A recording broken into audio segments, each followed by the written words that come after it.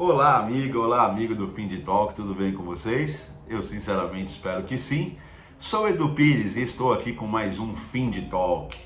Aquele momento em que a gente troca ideia sobre as notícias que impactaram a semana, mas para além de falar das notícias já muito bem exploradas nos nossos demais formatos, em especial no Morning Talks do nosso querido Lincoln, que você deve estar ouvindo todos os dias pela manhã para sair de casa super preparado e antenado com o que mais interessa, a gente agora tenta encontrar o ponto focal das notícias, né? Aquele ponto comum que normalmente os momentos noticiosos trazem para a gente. Essa semana a gente se deparou com um monte de notícia legal. Lá na segunda-feira, uma notícia do E-Commerce Brasil, por sua redação, que a Stone coloca à venda a Lynx, que ela adquiriu há 4 anos, por 6,4 bilhões de reais, e ela agora coloca à venda por desafios na integração. Não era algo simples de se fazer. A Stone se focou em reorganizar o seu principal negócio, o negócio de meios de pagamento, reorganizar as suas iniciativas de crédito que trouxeram problemas de inadimplência lá em 21 e 22. A Stone que faz uma melhora incrível nos seus resultados e ela decide colocar à venda essa operação da Lynx. A TOTVS, que disputou com ela a compra lá atrás, está no páreo. Parece que alguns grandes bancos e alguns fundos internacionais como Advent, GIC, estão de olho. É uma operação muito interessante a da Lynx, muito bem posicionada como automação comercial. Tem algumas verticais que ela realmente tem uma liderança inconteste, como o varejo alimentar, o varejo farmacêutico, muito pujantes. Então é bastante interessante essa notícia. Na terça-feira, a notícia de como o C6 Bank pretende conquistar o segmento de altíssima renda no Brasil. Uma notícia do Brasil Journal, pela sua série Brands. O C6, principalmente após a entrada do JP no seu cap table, depois que o JP virou sócio do C6, vem produzindo uma série de melhoras em sua operação também. Anunciou o primeiro lucro no semestre, quase R$1 bilhão de lucro no semestre, uma belíssima margem, estrutura muito bem suas operações e olha com muito carinho agora para o segmento de altíssima renda. Principalmente aquela altíssima não tão altíssima. As pessoas que têm hoje mais de 100 milhões de reais investidos nas instituições financeiras, elas já são muito bem tratadas. Elas possuem atendimento hiperpersonalizado, elas possuem uma oferta de produtos muito sofisticados, mas e as pessoas abaixo de 5 milhões de reais estão aí nos bancões de varejo. E aquelas pessoas entre 5 e 100, que já têm um patrimônio bastante considerável, ainda vivem um limbo entre as diversas camadas de bank. E o C6 pretende atuar com muita força nesse segmento, já trazendo cases de atendimento assim absolutamente incríveis, muitos deles descritos na matéria. Depois a gente ouve que o grupo Entre, da Entrepay, do empresário mineiro, do Freixo, disponibiliza 50 milhões de reais para a startup Prajá, que faz antecipação de recebíveis para prestadores de serviço, aumentar a sua oferta de antecipação nos públicos que atua. Mais uma iniciativa desse multiempresário, meu amigo Freixo, um abraço para você, Freixo. Mais uma iniciativa muito interessante desse empresário, que tem um ecossistema bastante importante em meios de pagamento, além de empresas de mídia e uma série de iniciativas muito bacanas. Ele disponibiliza 50 milhões para Prajá, que é uma startup muito interessante de antecipação de recebíveis para prestadores de serviço. Ainda na quarta-feira, a notícia de que o Assaí estuda a expansão de oferta de serviços financeiros aos seus clientes. O Assaí, que na época ainda de parte do grupo Pão de Açúcar, tinha ofertas de maquininha, tem uma oferta de cartão, ele ainda é sócio da FIC, da Financeira Itaú CBD, que é uma associação entre o grupo Pão de Açúcar, o Itaú como majoritário e o Assaí. O Assaí começa a estudar como fazer ofertas de serviços financeiros ao seu público, em especial olhando para o B2C, né? Olhando para ofertas especiais para o consumidor dos seus consumidores, né? Das pequenas pizzarias, do dono de barzinho, que compra os seus insumos no açaí, o açaí quer entender exatamente o fluxo final lá, como é que o consumidor do consumidor dele age para que ele aprimore sortimentos, uma série de coisas. Então não é só um interesse em aumentar uma linha ou outra de receita, mas é também um interesse em entender de forma mais completa o seu cliente, através do cliente do seu cliente. Muito interessante essa matéria, é uma matéria da Infomoney, pelo Michel Diniz, e é muito legal ver um varejista como o Açaí, que se desgrudou de novo do Grupo Pão de Açúcar, tem vida própria novamente, adquiriu 66 lojas do Extra, se eu não me engano está nas últimas aí para fazer a conversão, tem um plano de crescimento orgânico também bastante agressivo.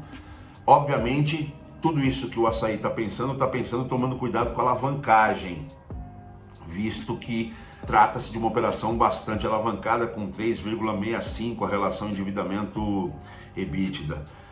Precisa baixar, está olhando com bastante interesse e estratégias bem definidas para baixar esse endividamento, essa alavancagem, mas fazendo coisas. Qual é a tônica dessas notícias todas nessa semana, né? Eu acho que é uma tônica feliz, que é o fato dos empreendedores e dos executivos estarem retomando o cuidado com o desenho e a execução da estratégia para os seus negócios. Por que eu digo retomando? Porque eu observei entre 18 e 21 a farra da busca pelo capital fácil, né? Tinha muita liquidez no mundo, os grandes VCs internacionais despejando centenas de bilhões de dólares em iniciativas, às vezes em boas ideias com execução, às vezes em boas ideias sem execução e às vezes até em más ideias. O fato é que estava muito fácil obter um quinhão importante de capital, porque realmente tinha uma farra da liquidez mundial acontecendo.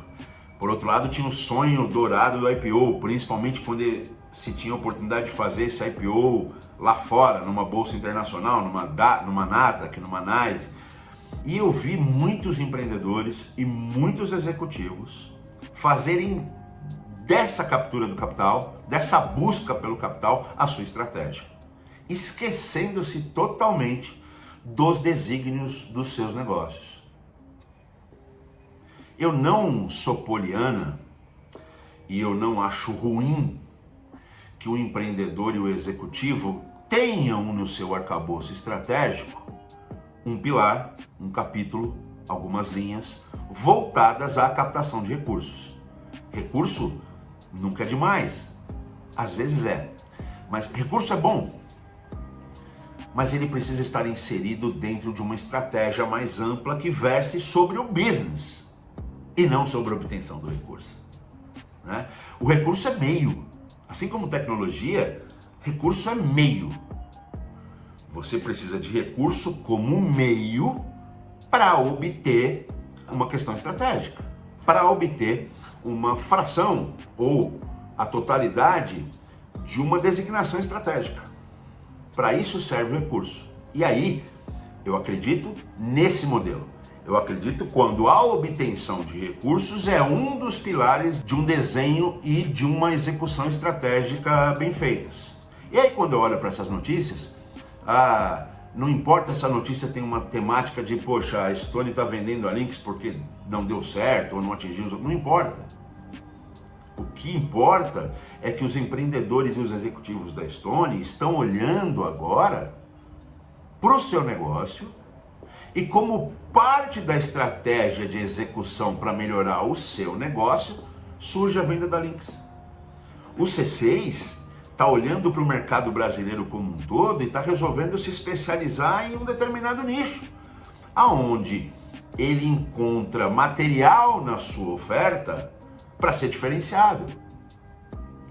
O Açaí, que é um atacarejo, começa a olhar e falar, bom, além dos produtos que eu vendo, que serviços que eu posso agregar no meu ciclo produtivo para entender mais do meu consumidor, para obter novas linhas de receita dentro do mesmo cliente, melhorando o meu LTV, né? Melhorando a relação CAC-LTV, o grupo Entre, fazendo um investimento bastante importante de 50 milhões de reais na Prajá, entendendo como é que ele aprimora o seu ecossistema de pagamentos, como é que ele coloca um pé de forma com muita qualidade em cada um dos subsetores do grande mercado de pagamentos.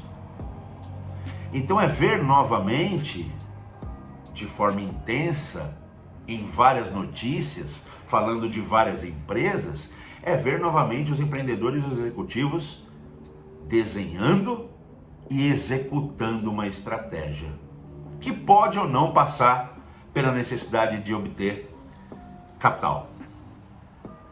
Isso me deixa muito feliz, porque eu vi muita gente boa se perder lá quando transformou o seu arcabouço estratégico, quando reduziu toda a complexidade e a magnitude do seu negócio, das cabeças pensantes do seu time, quando transformou tudo isso como ferramental para a execução de um pedaço de uma estratégia que é captar recursos.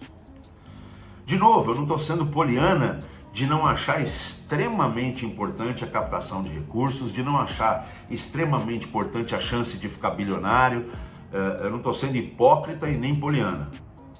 Mas nós temos que nos preocupar com o desenho e a execução da estratégia do nosso negócio, de como entender melhor a dor do nosso consumidor, de como tracionar mais consumidores para a nossa oferta.